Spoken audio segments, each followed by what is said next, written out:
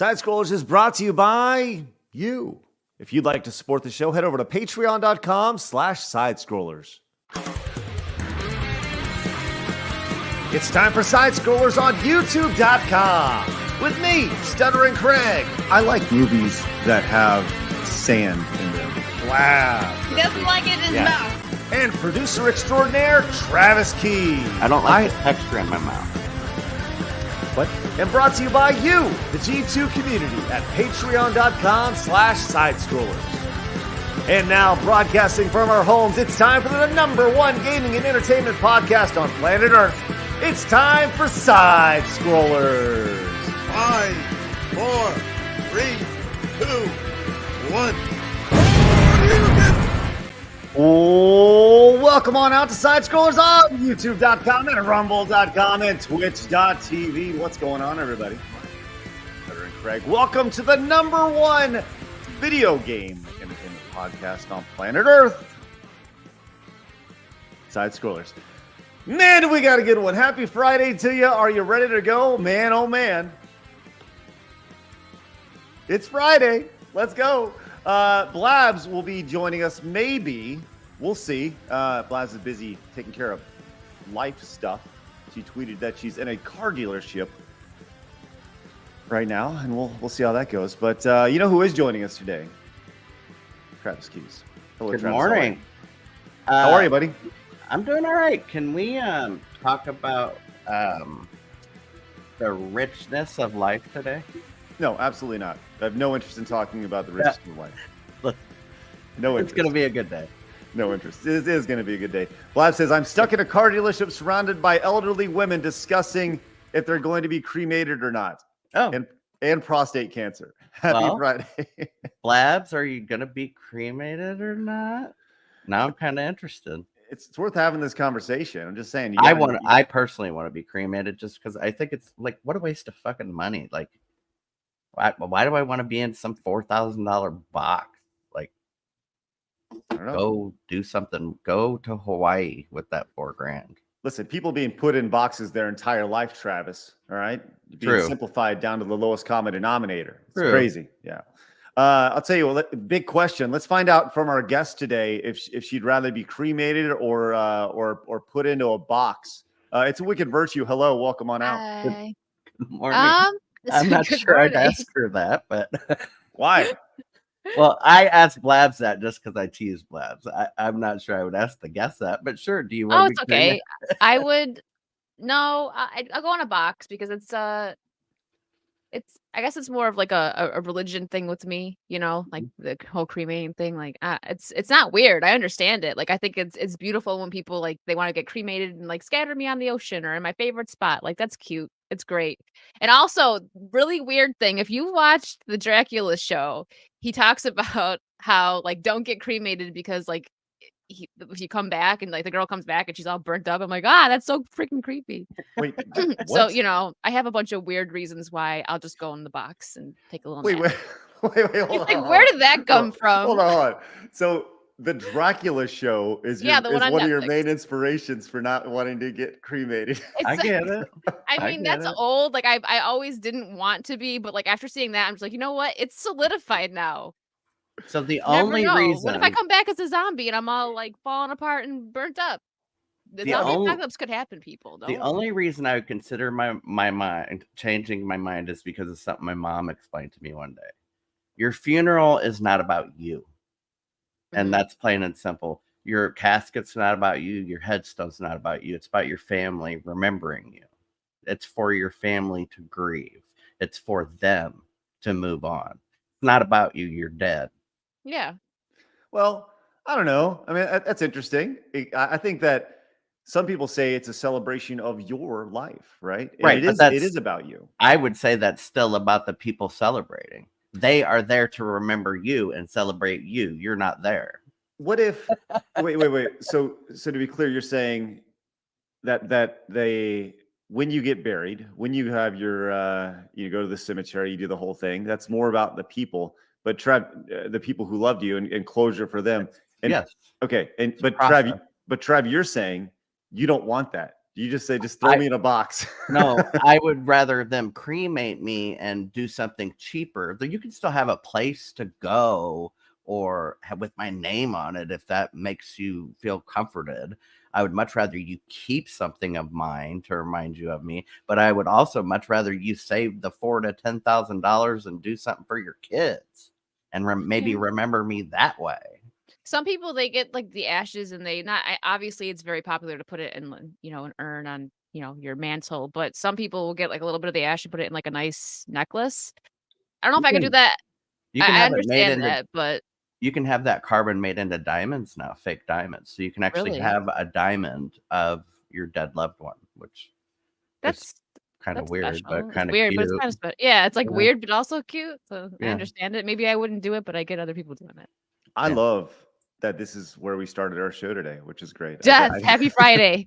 Happy Friday. Hey, wait, let's go. Let's end the week strong. All right, so we obviously have Wicked Virtue joining us. Do you want to tell us a little about your show and where people can find you if they I'm enjoy your on- commentary today? Yeah, I'm on YouTube and Rumble and Kick. Kick is games. I play, obviously. On YouTube, I do a stream every week, which will be tomorrow on Saturday. I'm actually diving into doing different videos. Like I just released a video ranking some vampire shows. Speaking of vampires, so yeah, I try to be entertaining. That's it. I do a little bit of everything I kind of want, I guess, if that makes sense. I just try to be entertaining. I want people to have fun. We need that. There's a lot of just bad stuff on the internet. You guys know that. So I try to be a happy place. Wait, what? There's people on the internet who, like, what? It's crazy. There's bad man. people here. What? Are you kidding me? Yeah. Oh my God, it's awesome. Well, look, I love it. I love the idea, the thought process. The problem with all that, though, Wicked Virtue, is that you didn't think the Barbie movie was that bad, and for that, you must be Bad person. And you, as a woman, You say you have to say certain things. Yes. I should not speak my mind. That's true. I have to go with the crowd. I'm very Horrible. sorry I didn't do that.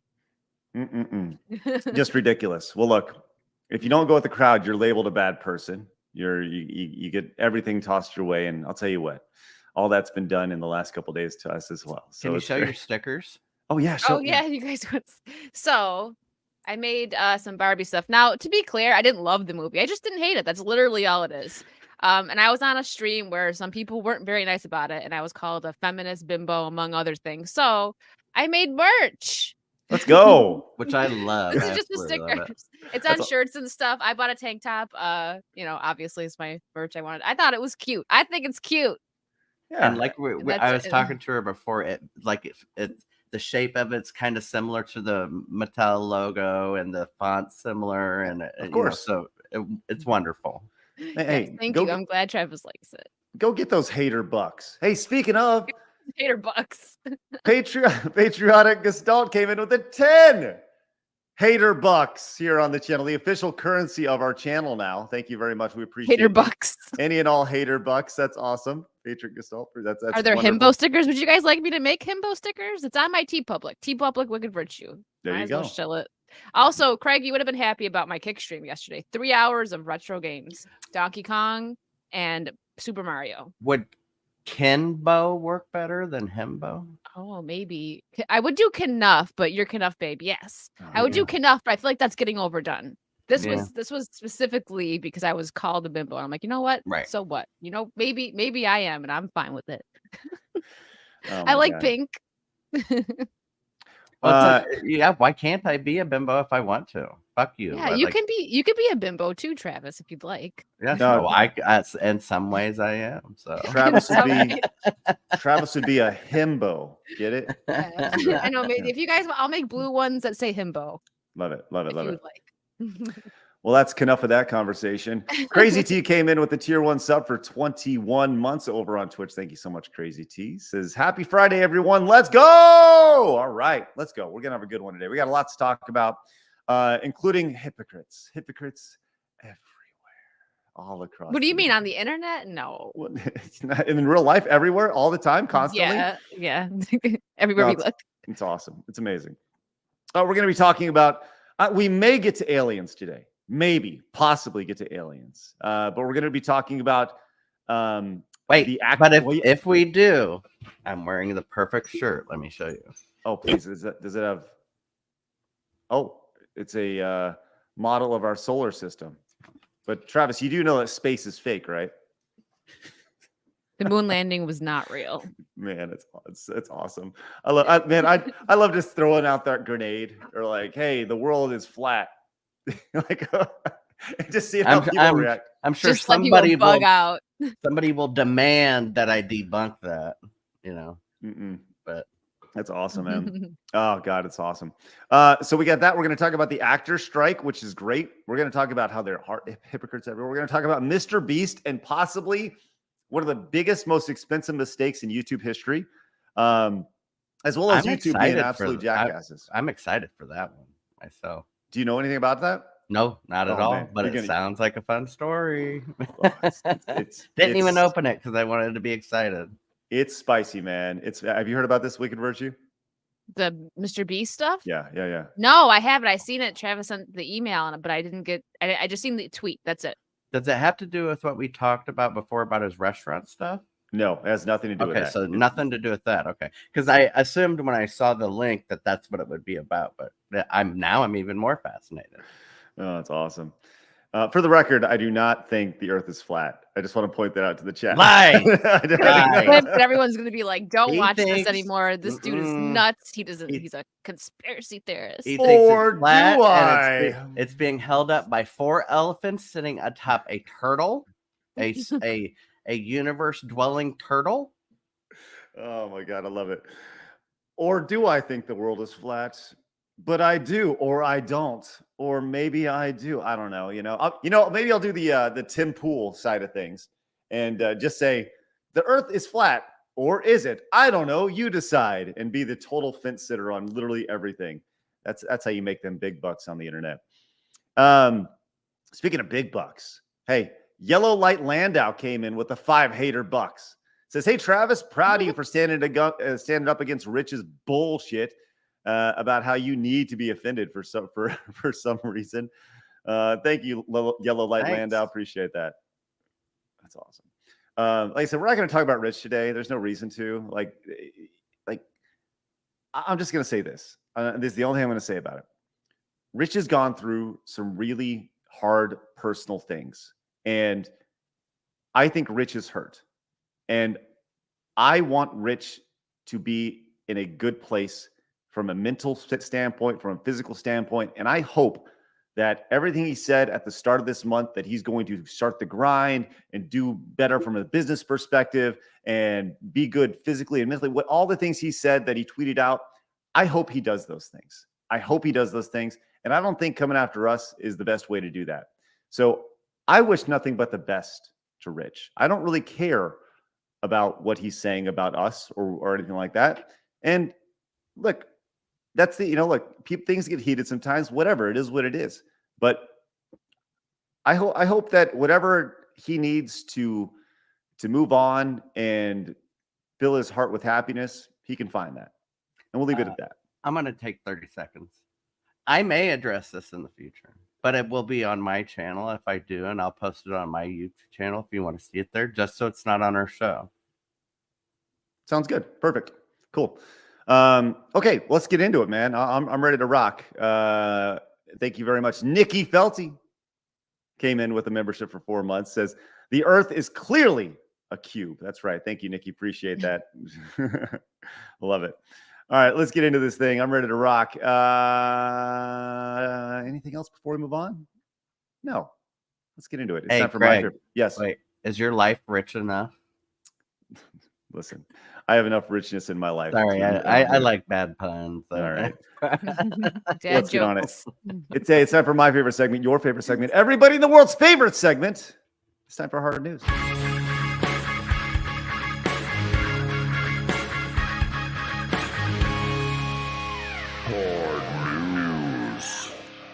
Thank you, Paul Hadouken, for that. By the way, Wicked Virtue, you're talking about retro games a second ago, and I meant to bring this up today over on the SideScrollers Plays channel.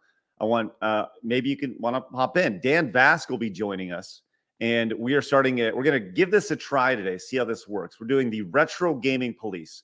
where Dan has thrown down a retro game challenge to me, and it's my job to see if I can make it through that retro game challenge. That's So very interesting. Yeah, he you know what? Dan is the retro gaming police. Every time I retro game, he pops into my stream and he's just like, listen, this isn't okay. You can't do it that way. You gotta do it this way. He's very critical. yes, But we love Dan. I'm just kidding. I'm just teasing him. I tease him all the time. That's why he didn't come on this one, because he couldn't handle it. He couldn't I was handle telling you, Blabs, it would have absolutely. been way too much hair between me and Dan. Yeah, yeah, right, let me know right. what time that I would love to. I love that. Say shortly after today's show, Okay. after today, over on the SideScrollers Plays channel, we are. You could let's see. I think we're close to 3,000 subscribers over there. So make sure you guys hit the subscribe button over there as we continue to go. I'm not Appreciate it. subbed. Sorry. Get on it. The link's down in the description. I'm on it. I got it. A part that smells came in with a $10 super chat. Hey, give it up for those hater bucks, says Travs. You're a beast. You, Craig, Blabs, keep your heart strong. This show plays a huge part in my daily routine, and I continually learn some awesome stuff. Hey, thank you so much. A fart that smells. Hopefully you can work on that. I'm such a child. I don't know. Just the way you say that, so like not even like, just straight. Was that a Seriously. homophobic joke? Are you calling me a bear, a tot? No, I'm just kidding. What is happening? I don't even. I don't know. You lost control of the stream. It's going crazy. All right, let's get into this. So YouTube made a major decision in the last 2 days, and I noticed this on my phone, but I didn't know what was going on until I went to X or Twitter, which this is pretty fascinating that they would do this. I can't believe they're doing this. This is just the most insane thing in the world. YouTube has completely disabled homepage recommendations if you don't have watch history turned on, meaning that they want to track your data so they can recommend you videos. So you may be asking yourself, what does youtube.com look like? Well, this is what it looks like right now if you don't have your watch history turned on. Wait, does the watch history mean only you can see it, right? I mean, I don't. So Or this like is you got to make it public. Is that what that is? well, so it's so they can track your data on YouTube. So So nosy. they won't even suggest like videos from the people you're subscribed to. Mine must be on then because I still get suggested videos. Mine Like, Right. doesn't what look the like fuck? that. Like that's the stupidest shit I've ever heard in my life. YouTube So- needs to calm down. You're literally subscribed to them. That means you want their videos. This is I feel like this is a really big step in the idea of controlling data, obviously. Like Soon we're gonna have to pay for that. too. Well- It's a bad time to do that too because there's other people throwing their hats in the ring. We got Rumble, free speech. Same thing with Kick. Like Kick kind of took over like the gaming stuff because they take better care of their creators and everything. It's just not a good time to make people mad. Yeah, I'm Right. just baffled by this. If anything else, like I don't see what the purpose of it is. I Do mean, they it's wanna- Google too, so it's like Google already knows what the heck. Like I Yeah, say they okay, and they got listen your to my data. conversation. Like, Right. They have your data. So what? They want Yeah. more of your data to sell? It's Yes. not like they aren't already is it because selling of our data. VPNs? Does that have anything to do with that? Like people that have VPNs? I know you can't have one if you're a creator, right? Because you can't You get know like what? the payout. I was That told might that might have something to do with it, I bet. people are So- hiding their stuff. Yeah. the thing that drives me most crazy about this is that when you see the front page, and I noticed this because I had YouTube on my phone. I was searching, and I watch like a lot of YouTube throughout the day. Like I'm always on YouTube, just doing whether I'm working or something. I always have something going on, right? I'm always listening to something. But I noticed I was like, so it started on my phone, and I was scrolling, and it had this message on it. It had the your watch history is turned off, right? And I was like, that's weird. And that showed every 3 videos. I noticed as I Can I ask scrolled, you it a showed. question? Well, hold on, Did- just 1 second. Did you Travis. have it turned off prior? to Yes, that yes. happening? Okay. Yes. So I've never is it automatically off or is it No. automatically on? No, So you it's turned it automatically off on. specifically. Okay. Yes, I specifically went in and shut it off. Okay. And that's important to me, right? I want as little people tracking my data as possible, right? So I turned it off. But here's the problem with this, and this is my biggest issue with this is you can change your setting at any time, right? Well, they're not giving you an option. Here it is. This is your setting. The only option that you have is to turn it on. Otherwise, you literally can't watch anything on the front page. That to me defeats. That's ridiculous. Right. Makes no sense. I don't think they realize this is going to hurt their company, because it's going to hurt their algorithm more than anything else, because then they're not going to know who wants to watch what and all that stuff. I think it's going to be to their detriment, and it's not going to last long. So Yeah. you can open up in incognito tab. That's something you absolutely can do. And it'll work just fine. Here's what an incognito tab will look like, which means, they can't track your data at all as you scroll, blah, blah, blah, blah, blah. What I mean by what I just said is when you have a screen of videos, right? And they may be all people you're subscribed to, so they're suggested to you. Mhm. Well, there's still one that you choose. So now they know of all of them, he chose this one for this, whatever reason it may be, but they're not going to be able to do that anymore and get that information. So they're hurting themselves. Right. Brobafet says, I don't care about the front page. This is awesome. Right. Well, what's interesting is I actually did a video of it on my phone. Let me see if I can pull this up really quick, just because I don't know. I felt this was like, I just feel like there's a really poor decision, and surely they've received some sort of feedback on this. So this is what it looked like as I just tried to scroll down and down and down. I was like, every time I'd refresh, like nothing would pop up, right? And you just pull it down. It's like, sorry, you can't watch anything. So you know what I did? I deleted YouTube off my phone, and my productivity is going to go up instead of trying to scroll down. I really think this was almost spawned by Elon Musk's changes to Twitter. And I almost have this feeling that YouTube in the very short future is going to start charging money for something very simple like that. It may not be that, but it will be something like that. What do you mean by charging money for that? Charging money for something, anything. I think it can be anything. It may be something similar to that you're not going to have access to all of the front page, all these people you're subscribed to. You're going to have to physically go to their channel to see their stuff instead of having it suggested to you, or just something of that nature. Right. It doesn't have to be that, but I think they're testing out these things to see how people react to them, so that later when they say, hey, we need $6 for you to do this, they have their answer. So I have YouTube Premium, right? I bought it every month, so I don't have to watch ads, right? That was kind of the upsell, right? So I mean, but the idea that I have YouTube Premium and I can't just watch things that I want to watch, I have to have my data scraped. It's insane, man. It's insane. Now there was a Twitter post, the Twitter post that I showed. This is the original post that kind of put it out there. It says YouTube won't get any videos. You won't get any videos recommended to you anymore on the homepage until you turn it on. Well, YouTube chimes in here and says, jumping in the past, viewers with watch history turned off and no significant prior history were being served recommendations based off of limited signals like likes, dislikes, and location. This led to less relevant recommendations based off of limited understanding of your preferences. Okay, so now we have nothing to go by. So we're demanding that you do this so that we can get every little aspect about what you want to go by, rather than the bare minimum that you want to give us. Right. So it's all for them. It's all or nothing. They continued on with says, now we've updated the experience so it's more clear and better corresponds with your watch history preferences. Right. It's like, so really you just want more data, and that's really what this comes down to. So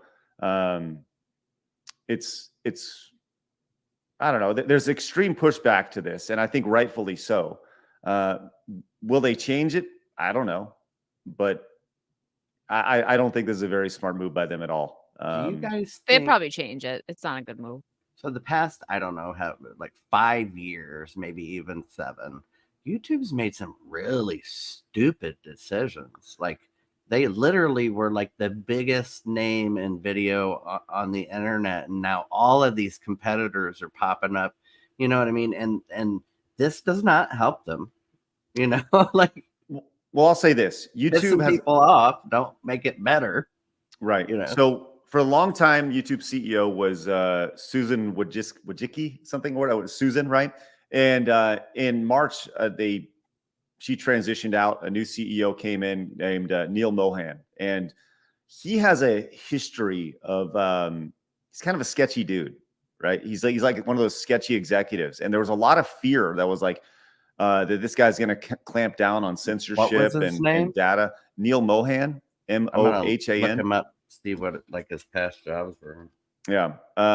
So we'll kind of see what happens here, but there's been a lot of interesting moves that YouTube's made, and all while Rumble is growing and growing quickly as we move on to our next story, as Rumble is rolling out on Samsung TVs. So this will be the first time, I think one of the first times that they are popping in and going to be an app on a TV, making it easier to consume Rumble stuff. So Rumble's app is not very good, but they do have I know a lot of people consume content via their phone. Like 80% of people watch on their phone. So if you guys are watching on the phone, do us a favor, hit the thumbs up button if you wouldn't mind, whether you're watching over on Rumble or on YouTube. So I think this is actually kind of big because people have gotten into watching YouTube and web content on the TV for the first time, which is why it's important to have high quality stuff. So it looks good on a nice. Before we go on to this, he only has had two jobs out of Google before he got that job.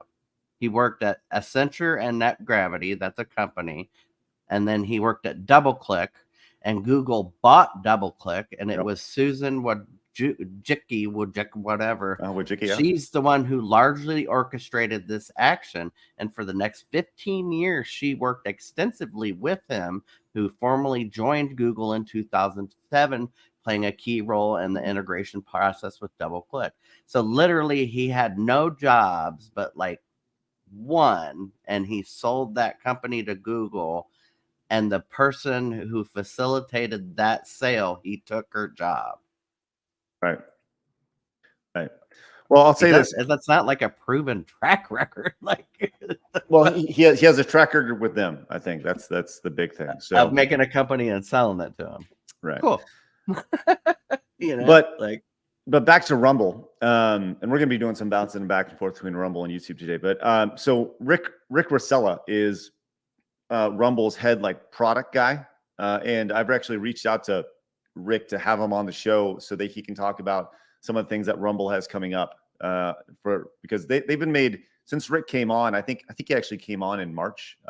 They've made a lot of changes, and he has a clear vision as what's going on. So Rick and I have spoken many times, and I just would love to have him come on so we can kind of talk about Rumble and the different things, because I do think that YouTube very much needs a competitor, and I don't know. Rumble's creeping. They're not there. I mean, when you look at the market share of video viewed, Rumble is a tiny little piece of it, but it's more than it was a year ago. So I as a percentage, it's bringing in more money as a percentage than the other ones compared to their size. Chris comes in, says, YouTube making poor decisions? Certainly you jest. Thank you, Chris, for the 2 hater bucks with those Rumble with the super chat. Thank you very much, Chris. Greatly appreciate that. All right, let's talk about this is a fascinating story. I want to get into this MrBeast thing. And neither of you have heard about this, right? No, I'm interested in it. I want to hear it. Okay. So there was a video I watched that MrBeast put out. I've been watching more MrBeast because I've been studying his videos, right? I've been studying the type of content that he produces because it's so fast. He spends so much money and it's all put into a 10 to 17 minute long video, right? And he has obviously mastered YouTube from a recommendation standpoint, from a content perspective. And they do so many cuts of their video, so many different versions of it to make sure it's optimized for YouTube success. But they made a mistake in their latest video. The latest video had 40 million views in 24 hours. And it was a video that where they stayed on a raft for 7 days out in the middle of the ocean for 7 days. They actually And, do it? well, I watched the video, and yeah, they did it. They built like a big platform, and him and his little crew stayed out there, and they covered the 7 days in the I think it's probably like 17 minutes, right? Yeah, it was kind of like the one when him and his buddies stayed on the abandoned island. But then it's like Survivor. There's like 6 guys over there behind the camera. You're not there alone. You know what I mean? Like, right. There's right. boats around. You just can't see them. There's safety precautions and all that stuff, Right. of course, right? So MrBeast had the video take this video that had 40 million views in 24 hours, one of the fastest, most viewed videos in the history of YouTube on their platform, was removed for a 2-second animation that was used during the video that was claimed for copyright. 2 seconds? A 2-second video. I thought it has to be over a certain amount of seconds for it to even be copywritten. If you use anything. Now, audio is different, I guess. I don't know. There's fair use attached to that. But if you use somebody's animation without their express written consent, or you pay, then they can file for a copyright claim, right, which this video has been done. Right, but it's my understanding, right, that fair use means I can take somebody's content, and if I alter it in any way, it becomes a new piece of content. Meaning, if I speak or over it, if I talk before and after it, if I make a joke about it and put crazy googly eyes on it, you know, that then it's now a new piece of content, and that is fair use. All right. But that's my understanding of it. I could be wrong. A lot of what you said is correct, right? As long as it's transformative, but they didn't transform this. So during the video, they used a 2-second animation to transition from day to night or night to day. And they used this, and like this, it's this little animation that goes from moon to daylight. And I guess the person who created that was like, well, I never got paid for this. So he filed a copyright claim against it. And as Roberto Blake put out, says all it takes is one mistake. A 2-second animation cost MrBeast 40 million views and his record-breaking fastest growing video in 24 hours for a 2-second animation. See, I think, yes, it will be removed, but in the end, MrBeast is going to win this. And in my opinion, because it shows it on his video. So it's his video with this on it. So it transforms it. It's something different now. No, you know what I mean? But they didn't transform the animation, right? So the animation itself has to be transformed. Yeah. Yes. But I disagree with that, because so say I use it and make a joke about it. Well, but they didn't.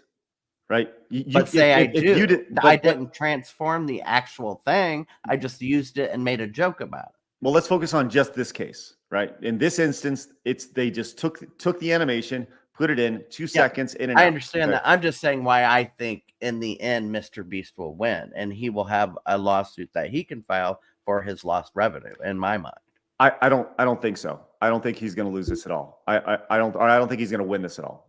Because they did use something without crediting, without paying for it, and that's not fair use. That's not fair use, right? So, but here's the thing: this actually gets a little deeper, because apparently the person who filed the copyright claim isn't the original designer. Oh, wow. It's crazy how people can do that. Yes, this reminds me of the King Kong Nintendo lawsuit, right? So they were sued because the company who makes King Kong movies or whatever said that the first iteration of Kong in that first Mario game was King Kong. And Nintendo ended up winning, but it reminds me of that. Well, I think these are pretty drastically different because Nintendo, yeah, the Kong aspect of things, but whatever. Let's kind of talk about this because it says this is from Denver. Denver is a guy who does like channel audits and helps channels grow. I follow him over on Twitter. He says, all right, now this is getting wild with the MrBeast video claim. Apparently, the person who claimed the MrBeast video for using the animation isn't even the original creator of the animation. He's being accused by other designers of using someone else's animation and claiming it as his own. This story is getting more and more interesting. I imagine MrBeast and his team would be pretty upset if they knew they lost a good amount of revenue from a guy who didn't actually own it in the first place. We'll see if this is true, but so far it seems to be. More info below about the comparison. So if you scroll down, you can kind of see this is the animation that they took, and you got these other creators coming in and being like, no, like that's not even yours. You're just taking it. So this goes back to, once again, one of the biggest things that I feel is wrong with YouTube, and I think everybody has dealt with this, is the copyright claim system. If you've made a video on YouTube, at some point you've been hit with some sort of copyright claim or something. Wicked Virtue, has that happened to you? Yeah, not like there's the claims. Yeah, I got a claim for like 10 seconds. You guys remember when Ashley Simpson got caught lip syncing on Saturday Night Live? She did that like goofy weird dance off stage. Yeah, I had it muted, and I literally just showed that little dance because I was talking about it with my guest, and I was like, let's pull it up.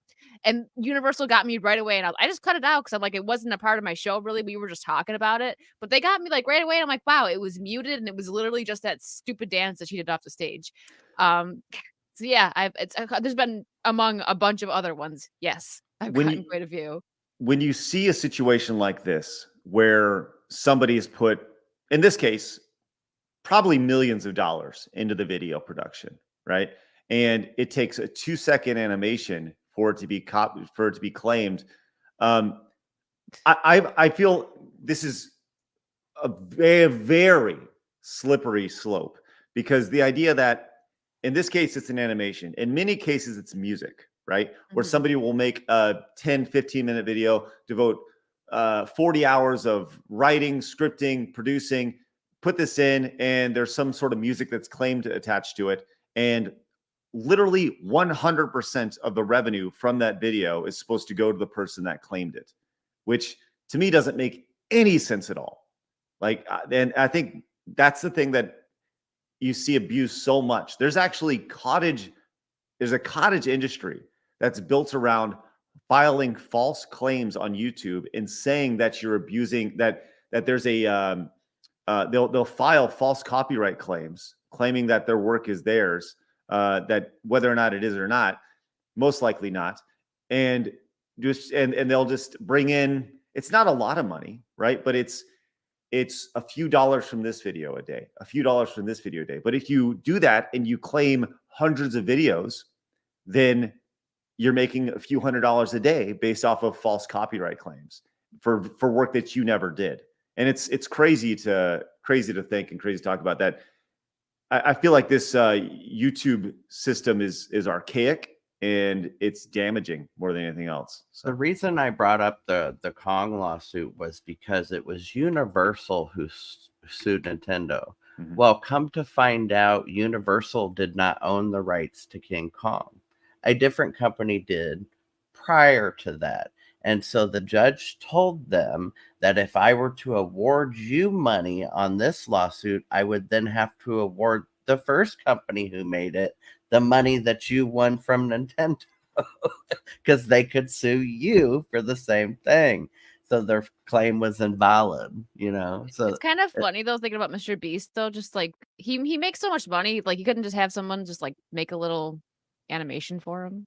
And the copyright system, I agree that it is ridiculous, but I mean, he makes so much money. Like, how much does it cost to make that little animation? Right. He could have gone on Fiverr and had somebody make that animation for. I couldn't have made that on like Canva or something. Like, I mean, right.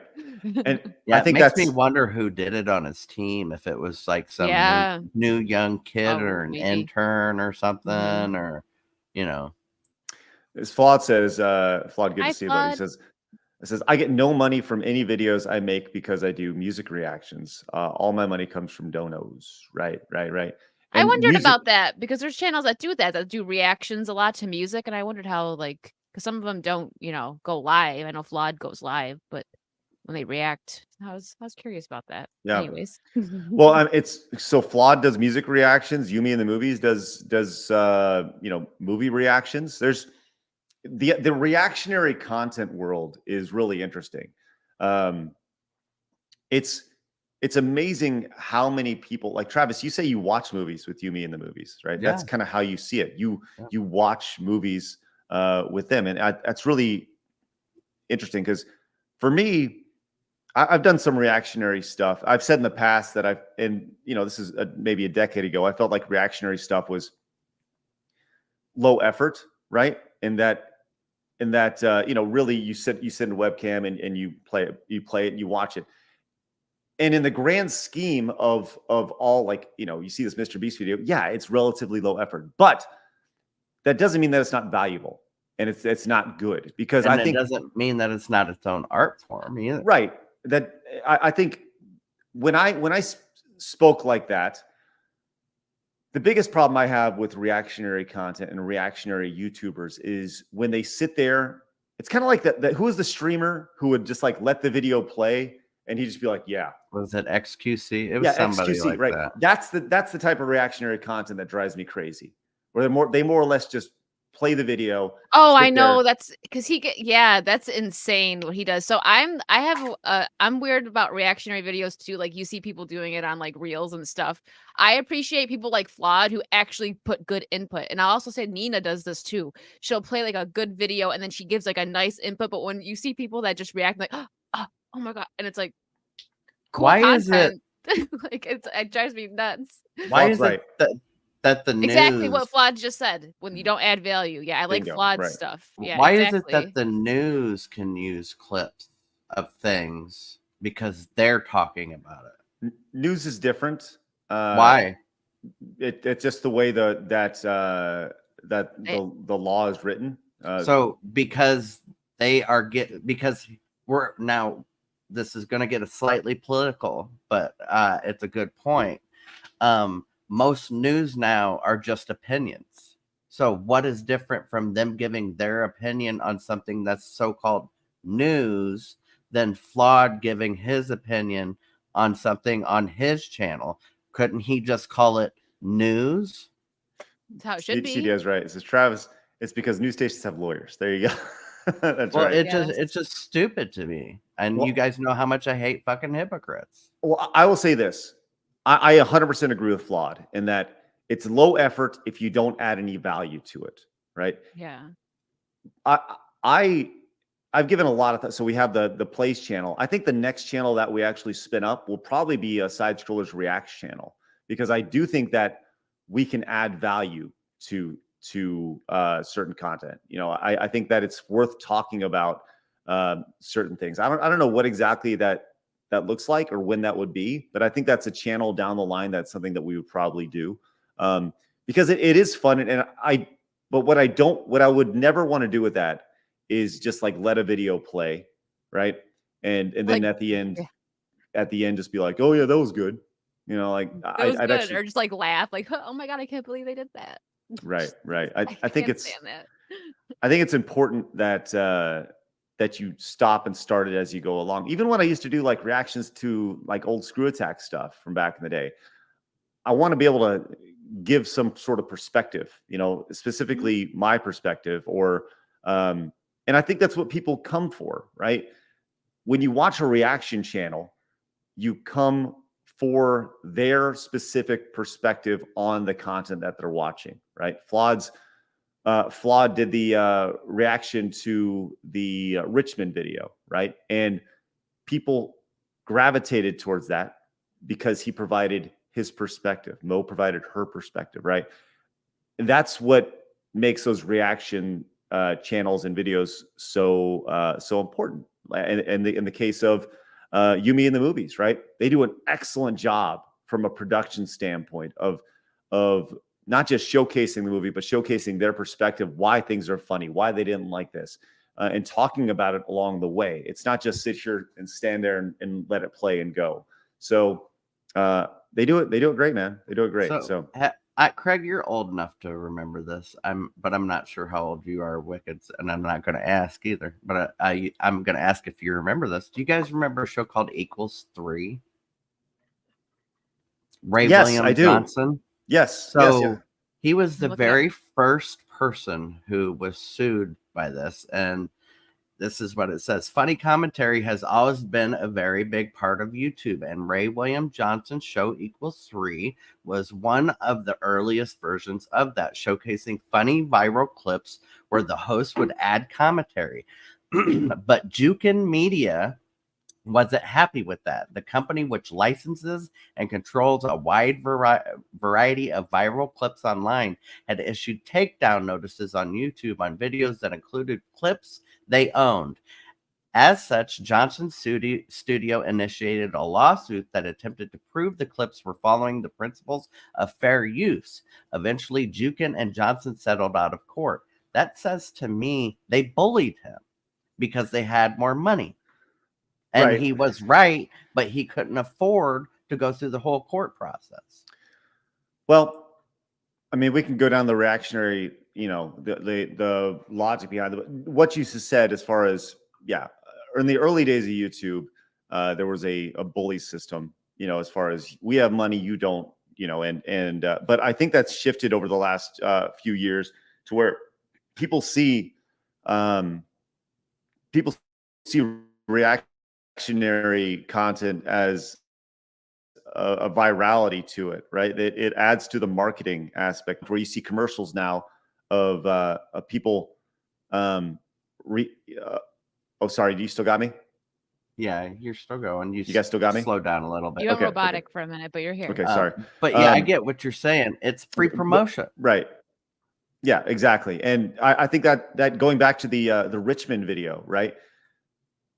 There are videos of people reacting to that who are watching that song and they're literally crying to it, right? And that's the raw reaction that you get from people's first time viewing experience, and that's what makes the reaction channels work so well is, here's my thoughts on it, but I wonder what this person thinks of it. And when you see somebody tearing up or providing some sort of interesting perspective, that's what makes those valuable. With all that said, this MrBeast story is really interesting. Yeah, really I'm curious to find out who's going to win or if they'll settle. See, I don't think MrBeast will settle because he has enough money to blow, and the way he uses his money, he thinks this will be worth his money because he doesn't buy houses and cars and things. So he has plenty of money, and I'm sure standing up for what he thinks is right, I doubt he'll settle. Doubtful. I bet that he hires some full-time animators. Yeah, he might. I wonder who's gonna get fired because I really think there probably was some new intern. Because why wouldn't it's so easy? Yeah. I can do that, and I'm not an animator. I could make that little 2-second transition. Like what? Why would someone just did you just look it up and save it and put it on there? Like that's lazy. I So, think you hit it right on the head. It's somebody brand new. It's an intern. They may not even be hired. Or whatever. I'll say this. I'll say this about, I don't know if MrBeast would ever let an intern or somebody that's not hired work on his videos. I mean, he has multiple people slicing it, but it was obviously a major mistake. And it could be somebody new or training or whatever, for all we know. Yeah. Piccolo's Miguel over on Rumble says Rekieta had to fight court TV streaming companies claiming copyright, claiming his trial coverage, even though he was actually providing commentary while they were just streaming the trials. Just like news channels do. Yeah. So all you have to do is put news at the bottom corner of your screen, and then you're good. So start doing that. Chris B came in, says, I post that that good reactions are a type of long form critique and examination and add genuine value. Bad reactions are worthless and parasitic. Yeah, I think we can all agree on that, right? where you just leech off somebody else's content. Well, it depends on if it can be a bad reaction and be funny. You know what I mean? If somebody has such a stupid reaction that we all find it funny, then I feel that that's actually providing something. It may not have been the intent. Right. Sal came in with the $2 hater bucks, says Jinx was the original XQC 10 years ago on YouTube. Thank you, Sal. We also have some Rumble rants over here. Dude says, remember, most people who watch things like YouTube on their TV don't like, dislike, or comment. They just have to make sure the video itself is working. That's true. Yeah, there's not a whole lot of engagement in that perspective. And he followed up with, it says, reaction content makes more sense when someone who has insight into the content or the video of the video can add some context. I love watching Hungrybox react to Smash videos because he's a pro Smash player. Right. That makes sense. And Blake came in with the $2 Rumble rant. Thank you very much, Blake. Says, making an effort to send more Rumble rants because F YouTube. There you go. Right. Which, once again, if you guys haven't yet, please head over to rumble.com/SideScrollers and join us over there. You can watch the show every single day. We just passed 2,700 followers as we're closing in on 3,000. So head over there, hit the follow button. We'd greatly appreciate it. Follow us like a subscription over on YouTube. It's free. It's great. And I'll tell you this, man. If anybody would like to become a member over on Rumble, right now we receive 100% of your paid member or subscriptions, whatever they call them over there, for till the end of the year. So it's a $5 subscription. We see all $5 of it. There's no rev split like YouTube has. So greatly appreciate that over there. That's great. Blabs is in the chat, which is good. And if you recall, Blabs is hanging out. Blabs, oh no! 10 minutes waiting. Then hop in. I didn't want to interrupt your segment. Why didn't you text me? Yeah. Oh, because I just got home, ate an egg sandwich, and hopped here. Wait, you had an egg sandwich today? Do we have to go into this goddamn egg shit again? It wasn't on a bagel, though. I'm just kidding. I love bagels. It blew my mind. He didn't know what a bagel was. And I get it. He lives in Brazil and Dan Bass. Dan, he's a special one. Yeah. And I get it. I Like Brazilians, they have a lot of different kinds of bread there and all that. But he talks to Americans so much that he's never heard the reference. I talked to him about this bread. Now, I found it at Publix, and it was the first time I ever had it. It's Brazilian bread. Sorry, we're talking about Brazilian bread. And he's like, he didn't know what I was talking about at first, and I described it. He's like, oh, yeah, that's a Brazilian bread. I'm like, okay, it's literally called Brazilian bread. There's like cheese in the middle. It's real good. Oh, yeah, that's awesome. It's awesome. You know what I'm talking about? He was like, no. And then he's like, oh, yeah. That's yeah. Like, the little Brazilian cheese bread. Yeah, it's real good. Dude, 100. I love bread. Wondering how I'm many. hungry. How many? Labs comes in and I'm hungry. Listen, I was starving for like 7 hours, and I was stuck in a dealership for 2 hours, unnecessarily long. And I was like, how many tweets of bagels do you think Dan has seen since he's been on Twitter and he doesn't know what a bagel is? Well, I feel like everyone should just spam him with bagel tweets then. You know what I'm saying? Like, how did you not come across it? Like, that's just the part that blows my mind. All right, everyone. It's like going through your life and not finding out what a baguette is. I'm sorry, what, Travis?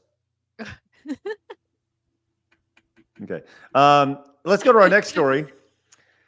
Man, we've had a lot of talk about Snow White lately, and the Snow White lady, Rachel Zegler. That lady. That woman. Yes.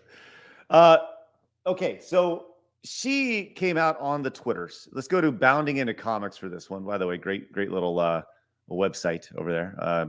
Growing every little day, Bounding Into Comics. Yes, I use their stuff often. Right.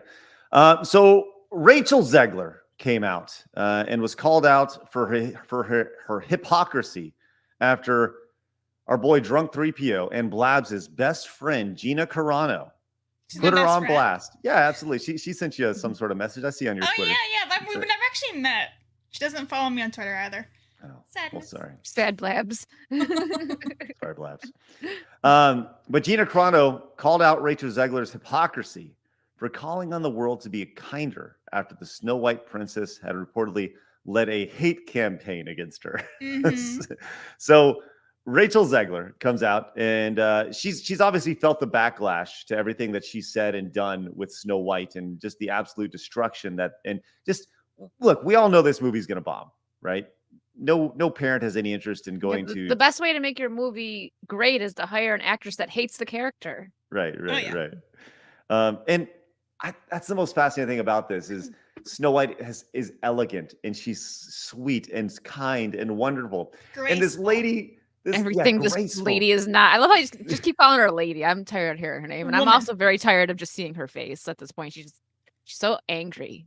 Well, Reminds me of a Calm sloth. down. I'm glad that you called her a lady because she does have pronouns of she, her, and hers, and Oh, she'd yeah. like for you to know it, which is great. Okay. Which is So- great. Gina Carano reacted to this comment with the GIF of from Schitt's Creek from Oh, one I of the love that actresses show. tapping on the screen and the word "boop," which is a reference to Carano putting "beep boop bop" on her Twitter bio as she was being harassed by the transgender activist to put pronouns in her bio. You got to remember that was the thing with Carano was she was canceled for that reason. So there you go. And obviously Jay was in our chat just a minute ago. I don't know if he's still hanging around, but Probably not, but he was. he likes to pop in and out. But Jay put a nice little video out about it in it, so you guys can go watch that. But Zegler was putting out how you do not make fun of pronouns. They are not a joke. Pronouns are validating. Pronouns are cool. Put your pronouns in your bio. I wear my Offended. my pronouns on a button sometimes. It's a good thing. Bye. What, like, Bye. anybody demanding anybody else put pronouns in their bio is stupid. What if It I don't? is. What if I don't prescribe to using pronouns for myself? What if I don't identify as anything? I Right, identify as so- a pine cone. And this goes back to what I said like 20 shows ago or something. It's about respect, okay? I'll respect transgender people. If they ask me personally to call them something, or I see it on their profile and they're a guest on our show or I meet them, I will call them by that. But when you come up to me and say, you better call me this, I'm going to tell you to fuck yourself. Now I'm going to call you the opposite just because it's funny to me. Because I don't have to do anything. If you want respect, you have to give respect. And demanding that I do something is not respecting me. I will say this, and I've said this publicly, and I'll say this again. I think that if you demand somebody, keep in mind, pronouns are meant to be used in a third-person situation, right? If I'm talking to Blabs, I say you Blabs, right? I don't say she. I'm speaking directly to. You did say they them to me the other day. Right. That was all in jest, right? But I will say this. I think pronouns are the most narcissistic thing you could possibly do. You need to address me this way. And if you don't do this, then you are a bigot. You are this. Right. I have problems with that. If right? I'm a dick, I could call you a bitch. I could call you a whatever the fuck I want. And that's freedom of speech. So it comes down to, as I said, respect. And you don't It's earn these people respect by screaming like you have to do what I want, not what you want, because what I want is more like valid than what you want. So that's how I look at it too. It's like, don't tell me what to do, especially when it's nothing like people are losing their jobs over this stuff, like misgendering Crazy. people. It's like that's just insane to me because a lot of people think of some like old little like man who has no idea about all this stuff and calls someone that looks like a boy him, and oh no, I identify as a girl, so now I'm gonna get you fired or like Or Right. sent And to jail. how's he supposed to know that? How's he supposed to know? Exactly. And then if he goes up and asks her, well, she's insulted. You asked what my gender is? It's like, what are we supposed to? It's so insane. Like it's like we're in an episode of South Park. And then if he doesn't try to use a gender and says it to try and stay away, well, you called me it now. Well, I don't know what the fuck to call you.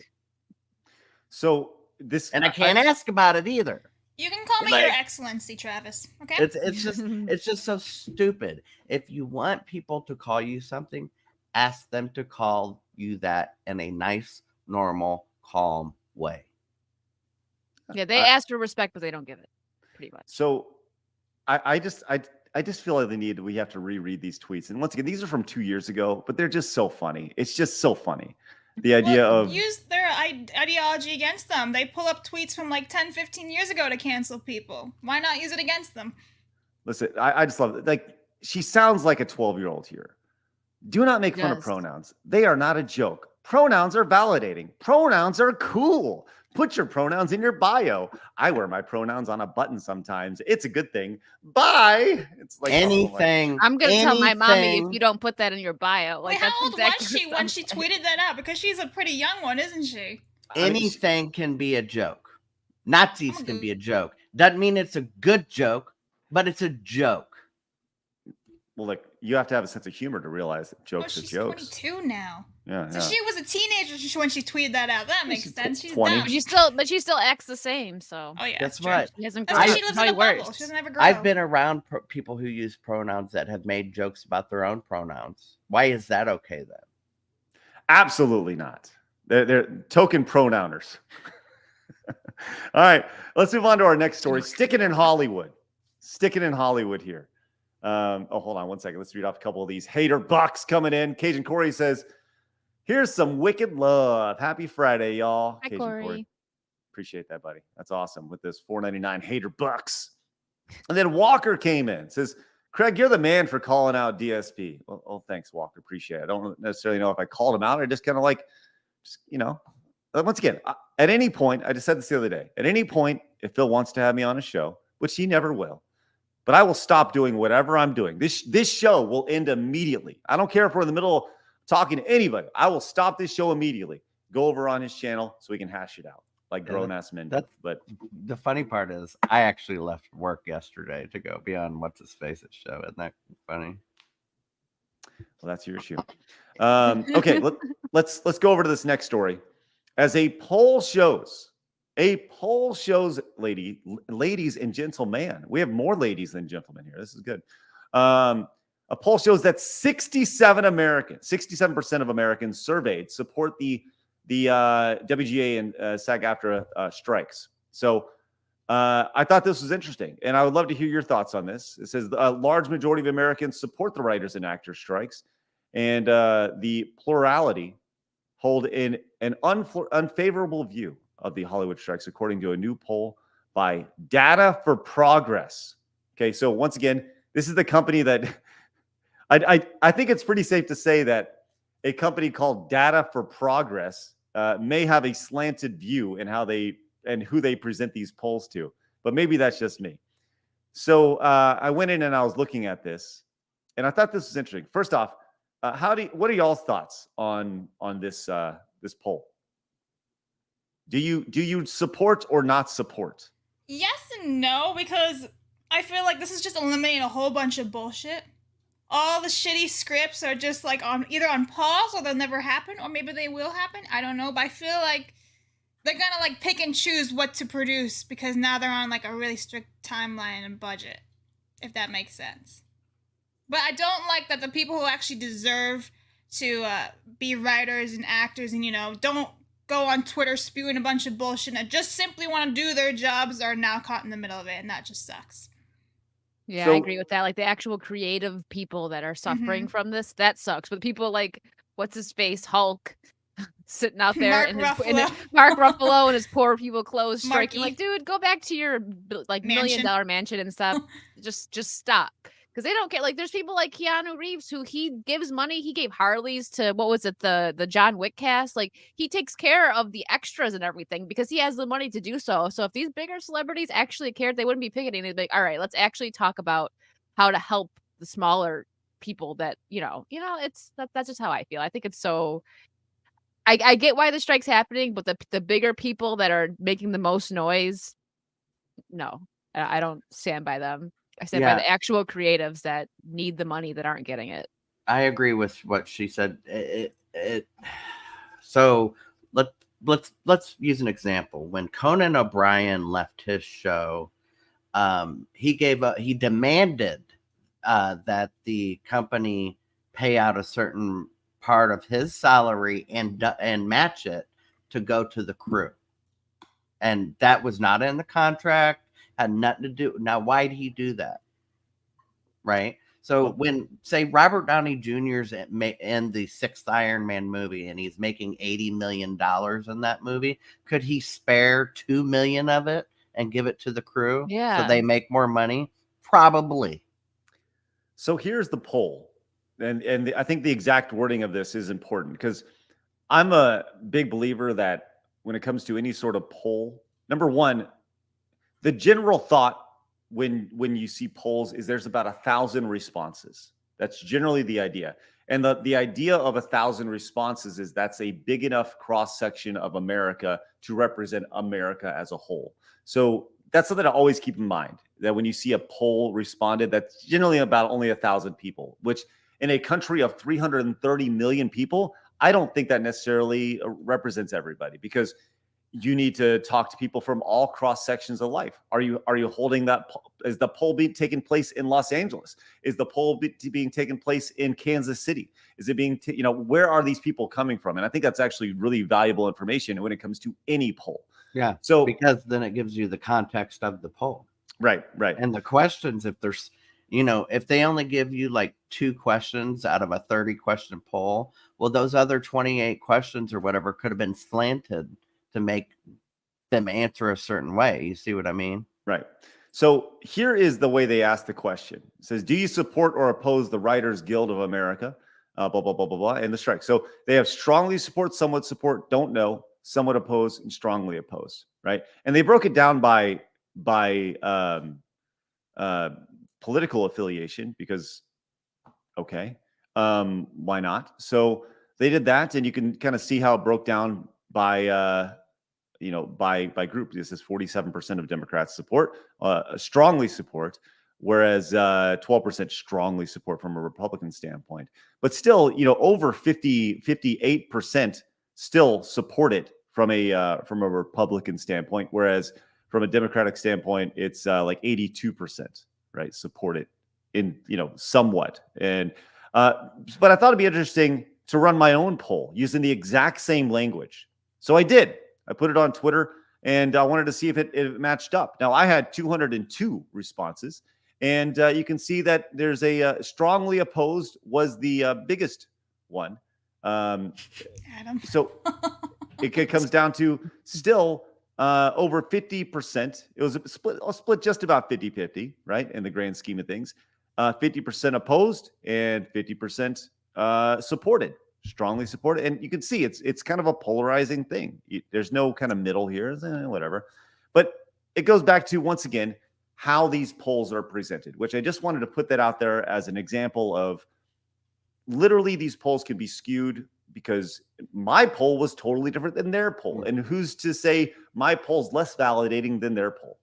They could solve this whole issue so easily with the strike. All they would have to do is give crew people residuals, may even be a 1%, 5%, 0.1%.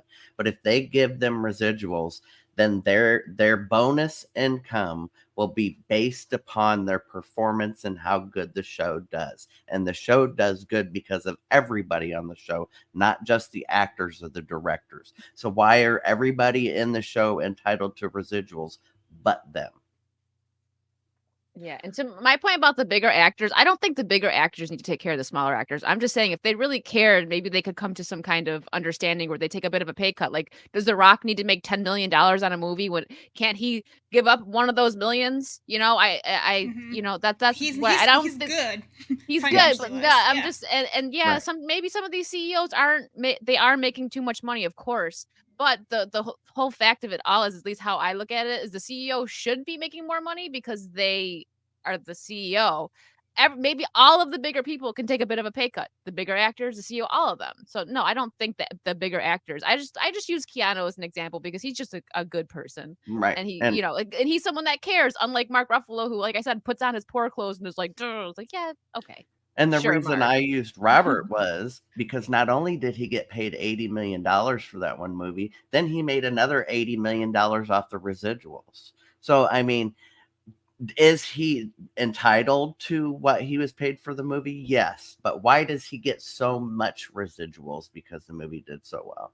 Why does Yeah. the Because he director brings in a get it? huge audience. However, I agree. I don't think he deserves that- like $80 million for a movie. I Right. give that money Yeah. to people who actually help function society, like maintenance people, cleanup crews, all Right. that So stuff. Yeah. if you But took I would say just eliminate all 1%, the employees who are absolutely shit at their job, because that way you save money. Get rid of all the dumbasses who are making horrible scripts and they're all flopping. The actors and actresses who are shit, they're flopping films. Get rid of them and you have more money. Hire good people.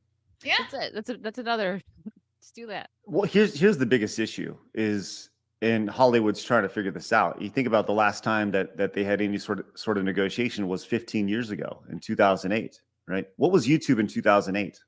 Nothing. The problem that Hollywood is facing right now is that there's too much content. What was Netflix in 2008? It was a service that you sent out and you got DVDs. They weren't doing any original content. I remember that. Right? You send it out, you got DVDs. You'd have to go to Redbox to rent a DVD. DVDs don't even like exist today, right? It's any sort of physical. I mean, they do, but they're so low on the totem pole as far as how people consume content that it's not really relevant. But with all that said, that's the thing that Hollywood is struggling with. Yes, there's the AI issue, but at the end of the day, they have to hire all these people. Travis, you just light up. Did I hear it? you did? Yes, I heard you. Sorry, Anyways. I thought it had it muted. I apologize. That's funny. But I think that's the issue. As I've been going on this Hollywood thing, that the media industry has changed so much in just 15 years. YouTube wasn't what YouTube is. Twitch didn't exist, at least not, well, at the time it was Justin.tv. So much has changed and they don't know how to deal with it. So they've had to hire new people and hire all these writers to just keep up with the constant change that has been made. And I agree with all that, but they're also making record-breaking profits in certain areas, and the actors are getting paid more than ever before. They're making more residuals than ever before. So why is it everybody is making more money, but the people on the low end of the stick? Well, that's what they're fighting for sure. Naris Free came in letting you know that you can identify Nara. Yeah, there you go. Thanks, Naris Free. Appreciate that, Shiny King. And if you don't identify Naris as Naralathotep, you're a giant bigot. There you go. Naralathotep. Retro Jim says, just curious, do you have a response to people saying that Phil's slave trade joke should be defended in the same way? So a lot of people, that's kind of the biggest critique of the DSP interview, is that people felt like we went in a little too deep on the slave trade joke that he had. And honestly, I would agree with them. I would agree that we kind of dug in a little bit. Do we think that it was an appropriate joke? Nah. But like I said, I think jokes kind of come down to whoever's hearing it, right? But also DSP wanted us to ask the questions about all the controversies he's ever had, so that if anybody ever has a question about it, he could come to our interview and get the answer. So we asked the question everybody was asking. That's why we asked that question. Yeah, I think. By the way, I wasn't even there.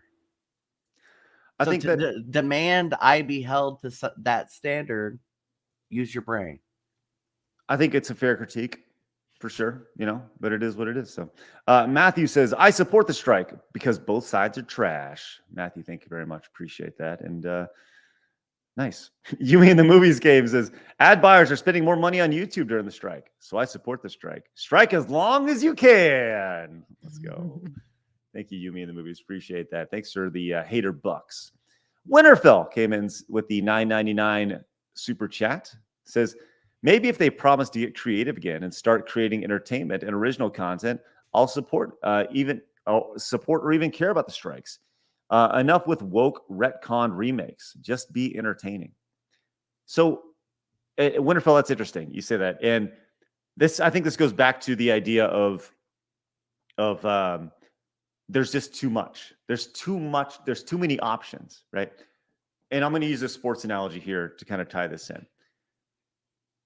30 years ago, 40 years ago, right? People look at the NFL or any sports league or the NBA in particular as, or whatever, Major League Baseball, as it's a stronger league. Now, there may not be as many talented players that played back then. But what happened is over the years, these leagues, they expand and there are more teams, right? Which means more players come into that league, which ultimately means sometimes there's players that may not necessarily be ready to play in that league are afforded an opportunity because there are more options to play in that league. Does that make sense? Right?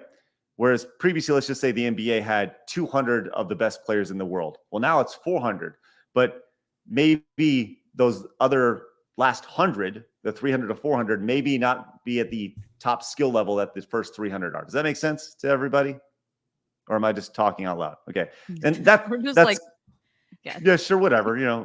Anyways, that's the closest thing that I can relate to this is that the talent pool for these writers has been so diluted and so spread out that people talk about, oh, the old Tonight Show was so strong. Well, it's because there was like 2 Tonight shows, 2 evening shows. Well, now there's like 8. So previously, all the best writers were on 2 shows. Well, now before that, there was spread out. There's only 3 channels. So like what was the first guy, the first Tonight Show guy? What was his name? Jimmy Carson, was that it? Johnny Carson. Johnny Carson. When he was on, there was only 3 channels. So when it's 10 o'clock and you got 3 choices, what are you gonna watch? You know what I mean? Like, right. By the way, my mom just texted me, Blabs, your best friend. Yeah. Yeah. And she wanted to let you know that you look so cute in your hat. Ah. Oh, thanks, Mom. My mom. Yeah. Well, we're gonna be best friends, so she can also be my mom too. I'm gonna steal your mom. Good plan. Don't my do mom that. now. Don't be weird. Don't be Don't weird be like weird. that.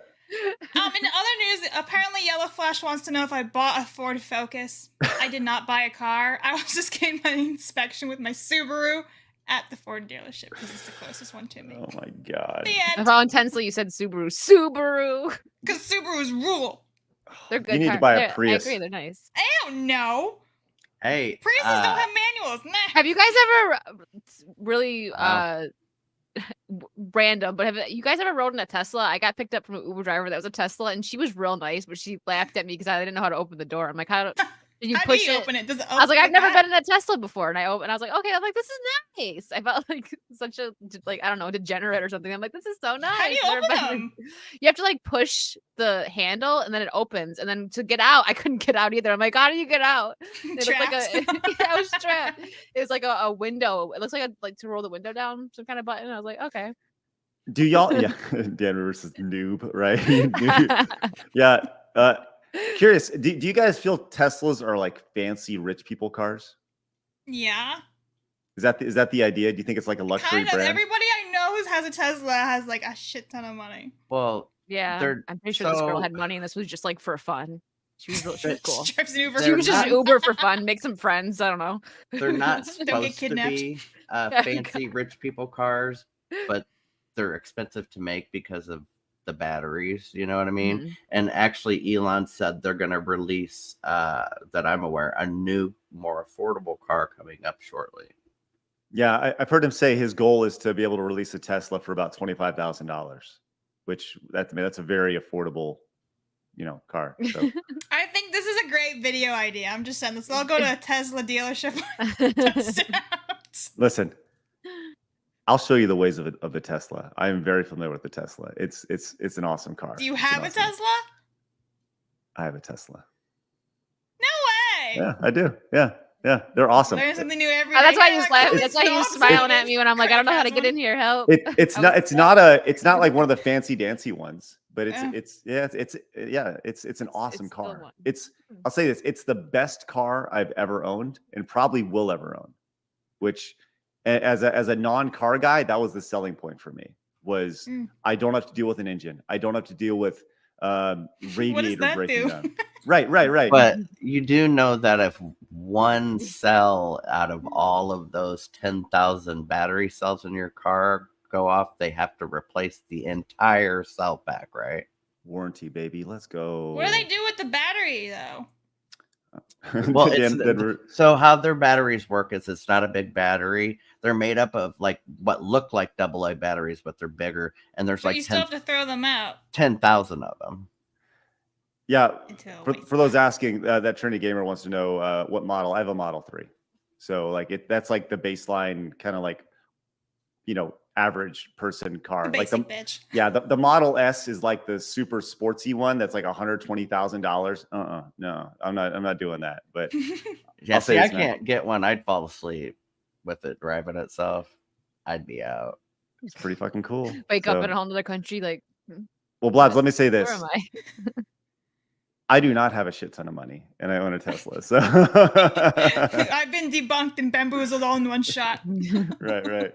But the reason why I like it, and we could have Tesla talk someday, but the reason why I do like it so much is that I don't have to worry about any of the nonsense that you have with like other cars and engines and stuff.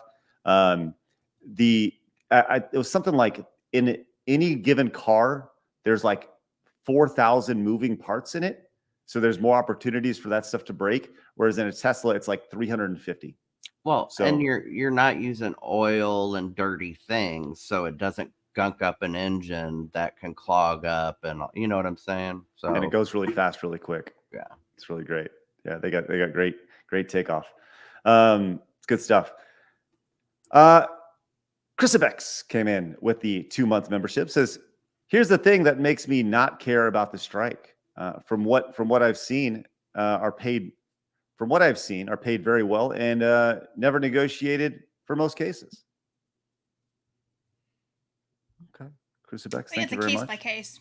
Yeah, for sure. And our boy Dan Vask is a brand new member to the channel. Thank you so much, Dan. Appreciate that. That's awesome. Hi, Dan. Dan's a lint licker.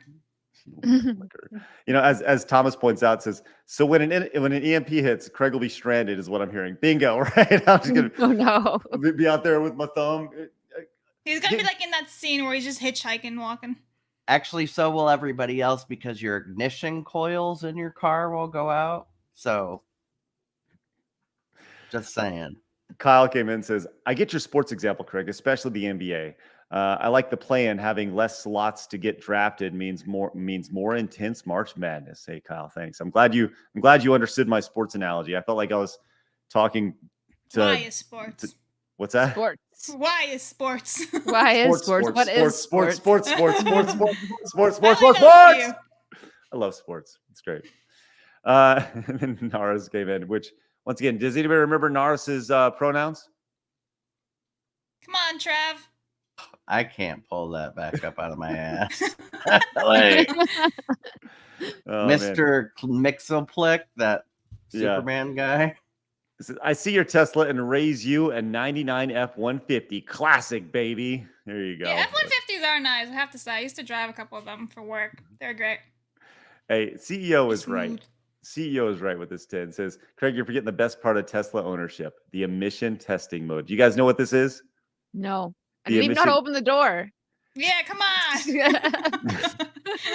She's gonna get locked out of a Tesla. Yeah. In your Tesla, they have a mode called emission testing, and it's the best. It's so freaking funny. I'm gonna pull it up right now. You test your emissions, and this is how it works. It's called emission. I love the green. It's called emission testing. Just like green. I'm sold. Make fart noises, and you can change your farts. What the hell?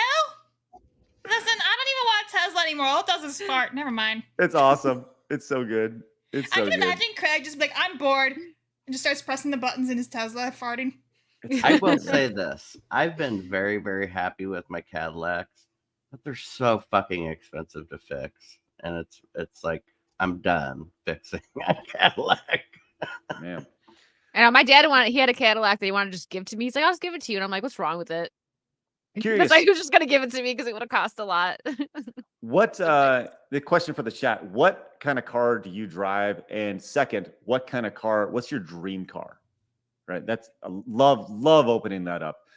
Barry M. Johnson came in with the Prime sub over on Twitch. Says, love the show. Take my Prime sub. I Awesome. got my answer to my dream car, and it's always been the same answer. It's an it's a Mercedes-Benz SL 550. It's the V12 version of it.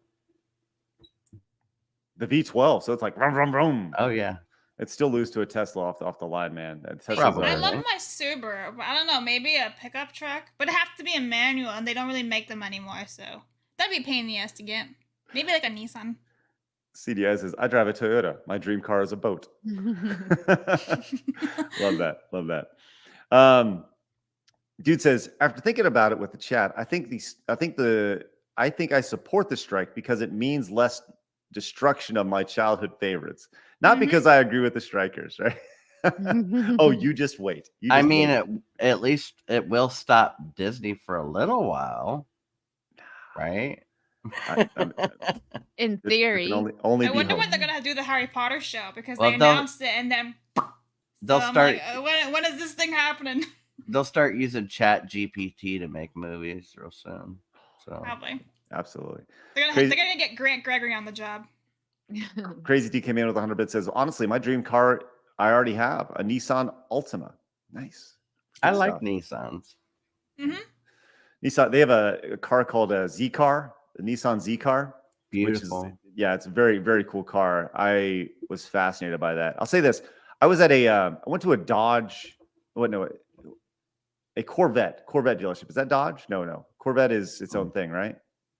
Either way. So I went into a Corvette dealership. It's a Chevy dealership. Chevy. Okay, so that's what it was. I don't know enough about. Because I said I'm not a car guy. Never have been. I know more than Craig does, and I'm finally happy about this for once. You're super smart. Yeah. But I went into a Corvette dealership. I don't even remember why I was there, but the door was open, and I went to sit in it because it was like it's like your door's open. It's very welcoming. Like, oh, let's see what this is. I had a guy literally leave his chair and run over to me, and he goes, no, don't. You're not allowed to sit in the Corvette. That's what they're for. It's the display car to go sit in the case you want to buy it. And you know what I said? You know what I said right then? I will never buy a Corvette ever, just because of the way that he ran out and made a big deal. I was like, nah, you lost yourself a customer. He was about to tackle you. Right. It was crazy, man. So you know what car I always thought looked really cool? Those Chrysler Crossfires. They only made them 2-3 years or whatever. It was actually a deal with Mercedes. They actually had the best Mercedes engine in them, and so it was a Chrysler with the Mercedes engine in them, but they looked super cool. You should pull up a picture of it. Go ahead, pull it up. Camelot is in the chat. This is a good question for Camelot, because Camelot is a car guy. He races for a living, right? He races on weekend and stuff.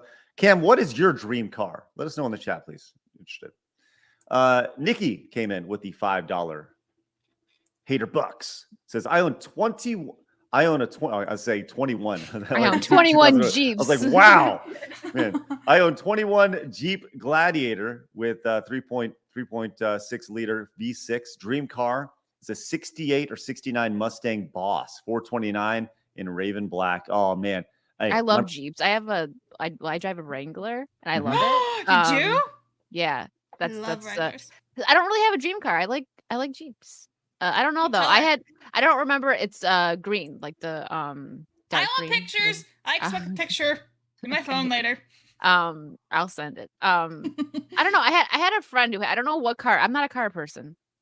She had this adorable little blue car that we drove 4 hours, and it was only half a tank of gas. And I was like, this? I want it. I was like, this? Yes, exactly. So I just like the fact that that's really cheap on gas, especially these days. This was back before gas was crazy. I don't know what car it is, so if I find it, I'll let you guys know. That link's in the chat, Craig. Yeah. Camelot responded with the Ferrari F430. And this is the car that he was speaking of, and the hints is why you heard this. Here it is right here. That's a nice car. I could see Cody in that car. He's This? very happy about it. Look at We him. need a. Can someone meme Cody on there? This. We need it. So there you go. I love it. Love it. Love it. I watched Doug DeMuro. Do you guys watch him? Who? Who? That guy. Exactly. That That guy. guy. That guy. Can we just clip that I for was whenever saying, we you need guys- to point to something? You need This? that. You need that clip. Oh, that's awesome. Oh, that's good stuff. Okay, let's go to one final story for the day. Hey, And show the damn picture of the crossfire. Oh, did you put it Woo! in the chat? Relax, Travis. Just relax, okay? Golly. Show the damn crossfire. Show it. Travis can be like a bully sometimes, I bet. You're right, man. Jeez, Big bully Louise. Trav. All right, let's show the damn crossfire. Good Lord, Travis. Here's Travis's dream car. No, it wasn't my dream car. I just thought they looked really cool. They had the same engine as my dream car. Oh, okay, Did. there you go. Yeah, they're pretty cars. Doesn't it kind of look like was it that bullet? Great description. Shit, Looks like a isn't it bullet. Bullet. called like a bullet? I don't know, Blabs. You're the car girl. No, I'm not. I just know stuff. Okay, sounds More good. than thanks. Craig does for once. That's all. Hey, I know that Yumi in the Movies is a brand new member to the channel. Let's go. Excellent. Thank you so much, Yumi in the Movies. Always a pleasure. Thanks for the support, man. All right, let's finish up with one last story, and I can't think of a better way to finish this week than talking about aliens. Let's go. All right, the alien invasion is in front of us. Was it Project Bluebeam is going to happen where they put all the fake aliens in the sky and they come in, they're attacking and all that stuff. You guys know about all that stuff that's planned? Yay, aliens. I do. I got He's my like, I know, probes ready. He's Look, ready. it's like I've seen E.T. Yeah, Wi- I know Wicked- things. Wicked, your thoughts on aliens?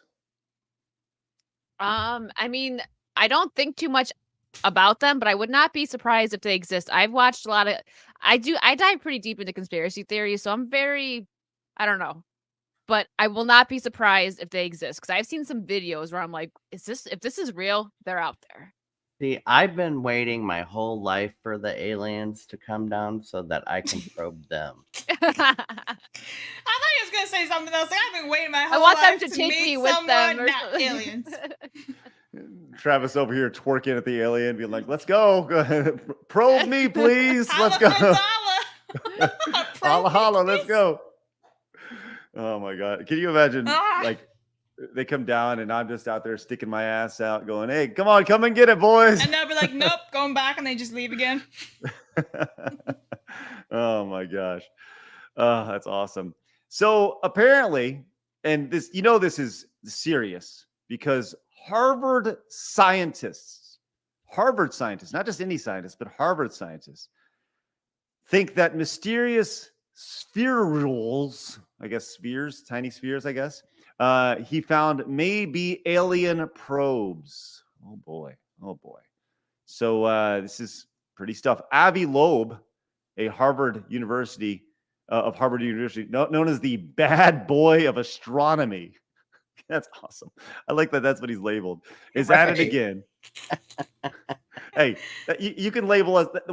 How do you get that label? You like in bad this, boy. Are you astrologist and You- like- astronomy and everything? did he use a permanent marker and draw a dick on the other end of the telescope or something? And then you look and you're like, wow. Look, it's a space dick. Oh my gosh. Okay. Hey. That's probably gonna get clipped. Real quick. Yeah. Let me Yeah. just say this. This is the bad. You broke Craig. This is what the bad boy of astronomy looks like. Let's go. Damn. He looks so nice and He looks- sweet. And he's like, I'm a bad bitch. Oh my God, I love it. Hey, Anyways, I'd be more amused if he gave himself that name. Did it say self-proclaimed? Right. Does that make it less? Does that Bad make it boy. less or more badass if he's I like, don't- I'm I just say claiming more. this? Yeah, Did- he's like, did- I'm just claiming it. This is me.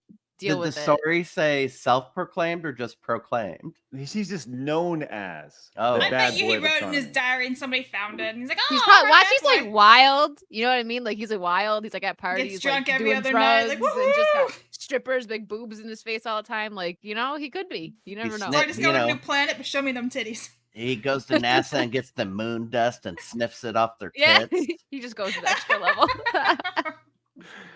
This guy.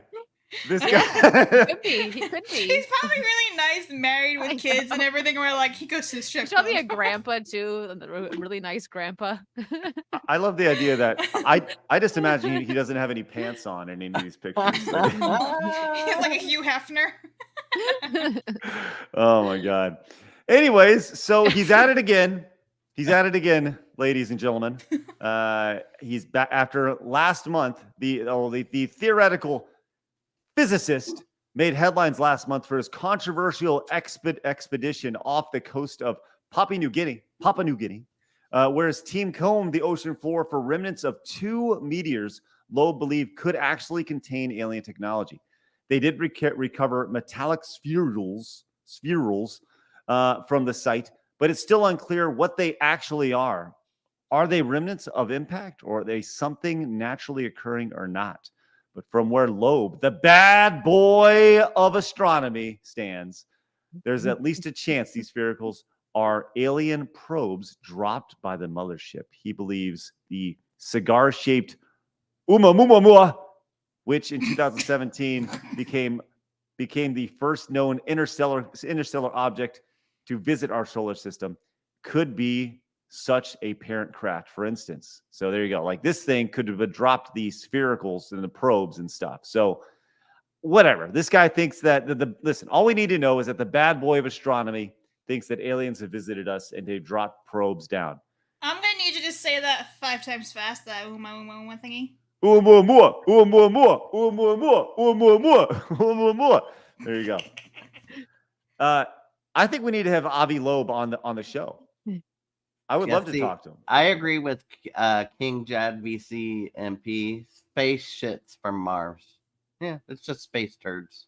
Space dirt. It's like Joe Dirt when he's walking around and he thinks he found a meteorite. It's actually just poop from the airplane. I got the poo on me. I got the poo on me. It's awesome. Oh, Joe Dirt. Man, I'll tell you what. They made a sequel to Joe Dirt, didn't they? They made a Joe Dirt. I thought they did, yeah. Okay. Let me look at it. Joe Dirt 1 was great. There you go. Blabs, how long before we see aliens on this planet? What if they're already here and you don't know? I was gonna say they're What among if you us. forgot you saw them? What if it's like Will Smith Men in Black? And they're like, look here for a second. When I was a kid, I thought that was for real. I was like, yeah, aliens are definitely real, and I have been, Keep Joe your Dirt. aliens out of my mouth. It's called Joe Dirt 2 Beautiful Loser. And it wasn't David Spade, right? Let me Wait, see. Was it? I mean, if it was, how did I not see it? How is David Spade It was not him. Joe They Dirt? do that Yeah. sometimes. They did Dumb and Dumber again was in without it. Jim Carrey and oh my gosh, what's his name? Yeah, Harry and Lloyd. Right. Yeah. Yeah. They've done it. They have done it, but that was like a prequel though. It was like, yeah. yeah. And then they came back and they made Dumb and Dumber 2, and it was like the worst movie in the world. Yeah, it was. Oh my god, They were too old for it, or probably like. Right. They had the wigs, the terrible wigs. God, it's ridiculous. Hey, check this out. Crucifix came in with the 2 hater bucks. His hater bucks in the 1972 Ford Falcon. Crucifix, thank you very much for those hater bucks. Love that. My lord. That's crazy. If aliens come down to see us, what do you guys think their motive would be? Maybe Destruction. I don't know if they want to take over because they probably are like way smarter than us and stuff. So they're like, why even bother? But I don't know. Nah, man. If they come down, if these aliens come down, they're definitely gonna be haters, and they're gonna want to take destroy over. us. He's like, they're Yeah. haters. I hate Yeah. these Yeah, they aliens control already. the planet. Yeah. I mean, the guy They're who gonna probe Travis, as you mean the movie says. I mean, I'm ready. The face he made. Like, It's like, that's my what I body is want. ready. They'll go home happy. I'll go home happy. It's a win-win. It's a win-win, bro. it's a win for everybody. There we go. And I'll Oh have my God. saved the planet with my ass. Oh, wait, they gotta probe you in your ass? Where else? Where do Mouth? they I don't know. probe? Where Ear? do aliens? Any Probe. orifice, I would imagine, right? Any Up Well, the now you're nostril. just talking about an alien gangbang, Craig. Like that's I'm out. different. So yeah, Travis Finish has this up, a fun time Blabs. with Take us aliens home. already Take us planned. home, Blabs. Take us home. I'm Take taking us us home. home. I'm out. Okay. All right. Well, Travis kind of killed it with the anal probing, so we're gonna look at some memes. 'Cause why not? Oh, look, there's already of them. Oh, good. Okay, we got one of Cody ready to go. Apparently, Wicked requested this. Oh, thank you. Who did it for me? Thank you. Cloud. Thanks. There it is. It says, as Beautiful. requested. Here's for Wicked Bye. All right. I see. Oh, there it is. There it is. I thought it was a video for a second. I'm like, where's the play button? There it is. Cody, you letting yourself go, man. It's a little bit really showing up all of a sudden. I was gonna say, like, what happened? Oh, Cody, no. Oh, And then we Cody, have no. this one. Blab's on her way to a dealership. With this hoe. Wait. Did it just say hoe? I can see driving that. I think it sounds like it says get in hoe. I think it says I'm with this hoe. Craig's like, I had to come I'm back with to this. hoe, I'm or get confused. in hoe, this hoe. Everything's a hoe life. Hi, Craig. Welcome back. Hey, you said it, Craig. Said what? You said orifices and all that stuff. No. Hoe life. All right. This All right. There you go. This Is is a bad pose. show. SideScrollers. Can we put that in the intro? And do like this instead of Craig saying this to SideScrollers. Just put that this. This. When Oh my when the God. aliens come down, that's what they're gonna say. This is All right. I need everybody in the chat right now to head over to youtube.com/@WickedVirtue.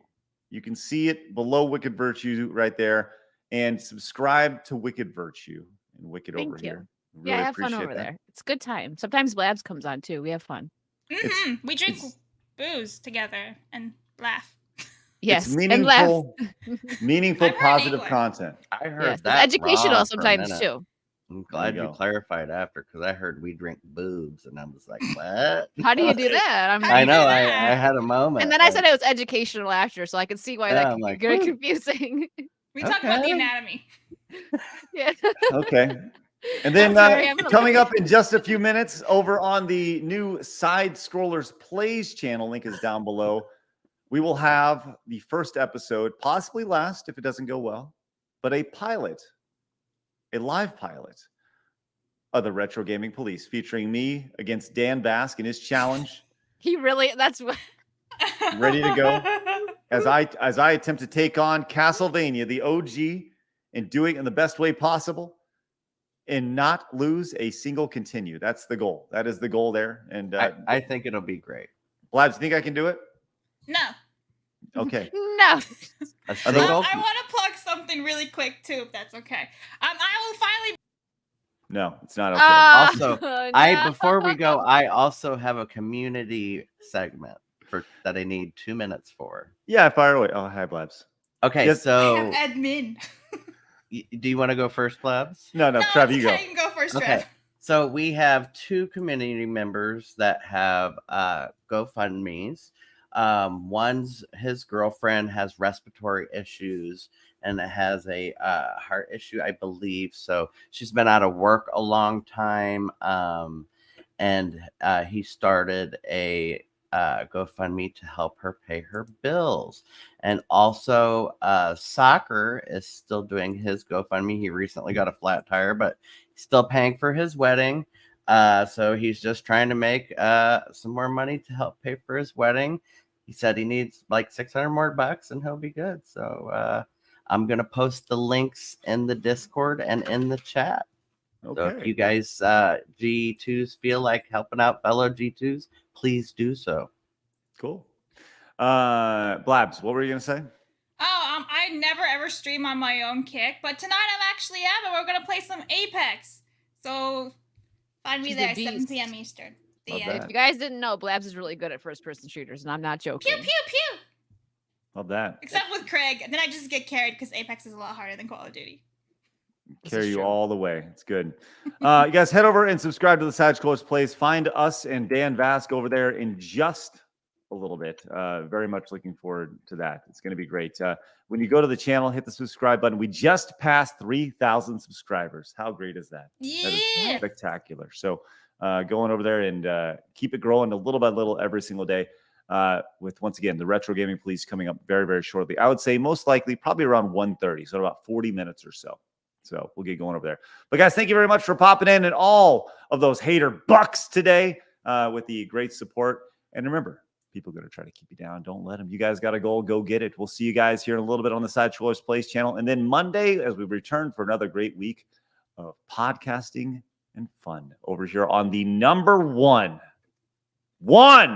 video game and entertainment podcast on planet Earth, SideScrollers. Have a great week. Remember, people are going to try to keep you down. Don't let them. You guys got to go. Go get it. See you later. Bye-bye. Fatality. There you go. How Yeah. fun was that? Oh, we're still live.